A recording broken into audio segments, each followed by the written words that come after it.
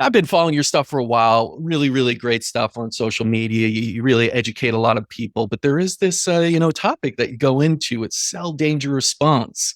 It sounds kind of, dangerous, you could say, at least, and Yeah, something absolutely. like a illness you don't want to get. Don't get cell danger response. But can you talk us through what that actually is and why it's become an area of focus for you? It's one of the things that I basically take it as like a roadmap in explain to my patients what they're dealing with, right? That there many of these patients that we're seeing these days, they're very sensitive to certain toxins as well as certain trauma and all these things, but they can't get through their overall healing they're looking for.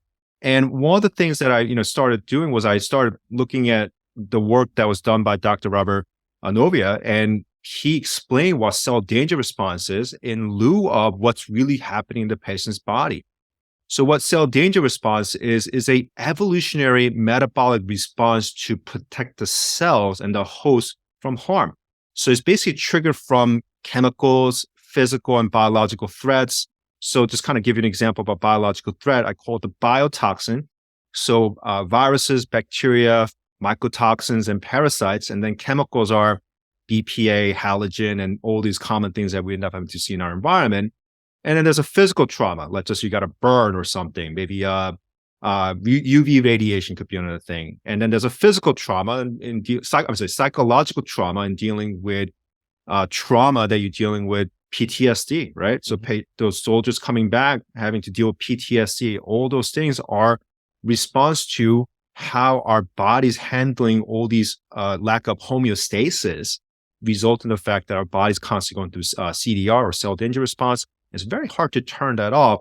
If you don't turn it off very well, that's when the improper healing cycle that occurs, resulting in a chronic issues like autoimmune disorder or fibromyalgia or chronic pain.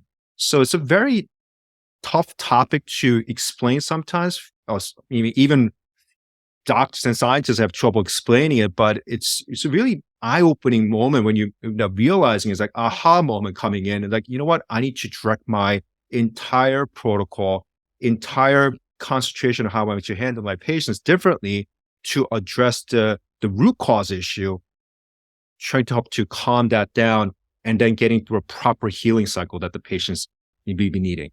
Yeah, that idea of cell communication often gets overlooked. And we talk a lot about it in our clinic. And we see a lot of Lyme patients and in general, you could say pathogenic EBV, all these things that even after you treat them in a successful manner to eliminate, let's say, pathogens, there's still the echo of almost the trauma of those cells going to war. And we say that takes time to reverse that, and the communication has to be restored properly.